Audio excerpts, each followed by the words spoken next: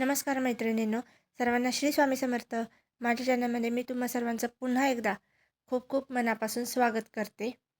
आज आपण जाणून घेणार आहोत 2026मध्ये येणाऱ्या अत्यंत दुर्मिळ आणि शुभयोगाबद्दल. मकर संक्रांत आणि एकादशी एकाच दिवशी येण्याबद्दल. 2026मध्ये ही दोन्ही महत्त्वपूर्ण तिथी एकाच दिवशी म्हणजेच बुधवार दिनांक 14 जानेवारी 2026 रोजी येत आहे. याचे धार्मिक, आध्यात्मिक आणि जीवनातल्या उपयोगाबद्दल आज आपण जाणून घेणार आहोत. त्यामुळे व्हिडिओ शेवटपर्यंत नक्की पहा आणि आवडल्यास प्लीज लाईक करा. तर आजच्या व्हिडिओला सुरुवात करूया. मकर संक्रांत म्हणजे काय? मकर संक्रांत हा हिंदू धर्मातील अत्यंत पवित्र सण आहे. ज्या दिवशी सूर्यदेव धनु राशीतून मकर राशीत प्रवेश करतात. या संक्रमणाला संक्रांत म्हणतात. सूर्याचा मकर राशीत प्रवेश हा उत्तरायणाचा आरंभ मानला जातो. म्हणजे सूर्य आता उत्तर दिशेला जातो आणि हा दिवस देवतांचा दिवस समान मानला जातो. यामुळे या दिवशी केलेले पुण्यकार्य आणि दानाचे फल खूप गुणकांनी वाढते. मकर संक्रांत ही बुधवार दिनांक 14 जानेवारी 2026 रोजी आहे.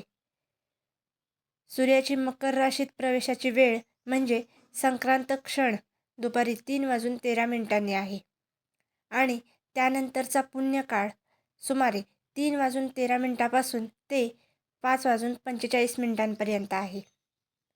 या दिवशी लोक पवित्र नद्यांमध्ये स्नान करतात. सूर्यदेवाला अर्घ्य अर्पण करतात. तीळ, गूळ वाटून तिळगुळ घ्या गोडगोड बोला असे म्हणतात आणि दानधर्म करतात.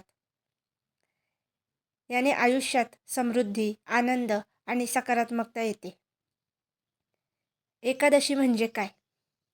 एकादशी हे व्रत प्रत्येक चंद्रमासात येते. तो चंद्राच्या चतुर्दशाच्या आधी किंवा नंतरच्या 11व्या दिवशी येतो. हे व्रत विष्णू भगवान यांची कृपा मिळवण्यासाठी अत्यंत पवित्र मानले जाते. या दिवशी भक्त उपवास ठेवून भगवान विष्णूंची पूजा करतात, ध्यान आणि भजन करतात आणि पापांपासून मुक्ती मिळवण्यासाठी प्रयत्न करतात. 2026मध्ये कोणती एकादशी आहे? 14 जानेवारी 2026मध्ये षटतिला एकादशी येत आहे. हे माघ महिन्याच्या कृष्ण पक्षातील अत्यंत महत्त्वाचे एकादशी व्रत आहे. या दिवसाला षटतिला एकादशी म्हणतात. या एकादशीचे महत्त्व अगदी वेगळे आहे. असे मानले जाते की या दिवसाचे व्रत पाळल्याने पापांचा नाश होतो, आत्म्याला शुद्धी प्राप्त होते आणि मोक्षाच्या मार्गावर मदत होते. भक्त सकाळी तीळ मिसळलेल्या पाण्यात स्नान करतात.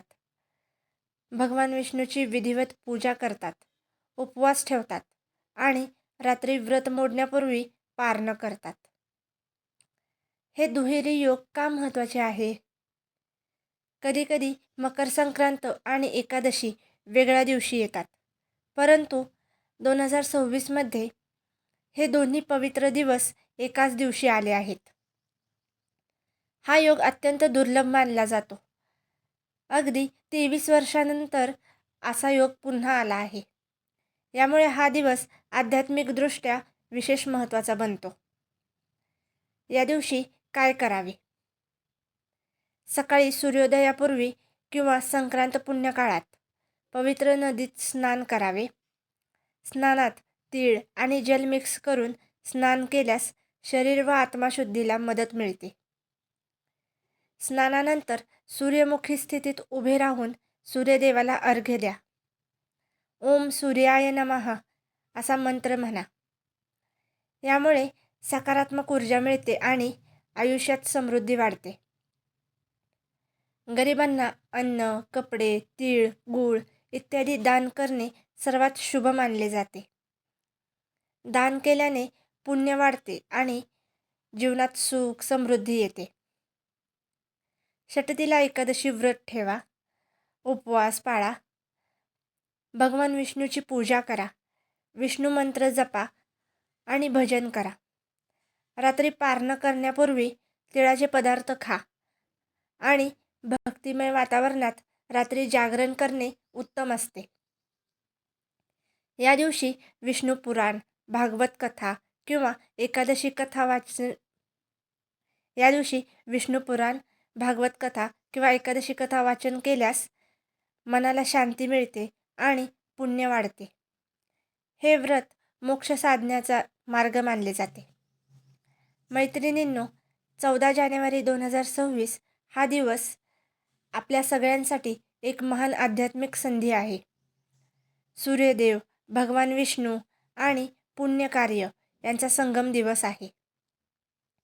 हा योग फक्त धार्मिक नाही, तर आपल्याला जीवनात नवीन ऊर्जा, सकारात्मकता आणि हा योग फक्त धार्मिक नाही, तर आपल्याला जीवनात नवी ऊर्जा, सकारात्मकता आणि आत्मिक उन्नती मिळवून देणारा आहे.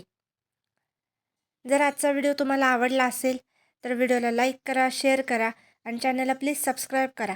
कारण हे ज्ञान जितकं लोकांपर्यंत जाईल तितके पुण्य आणि आशीर्वाद वाढेल.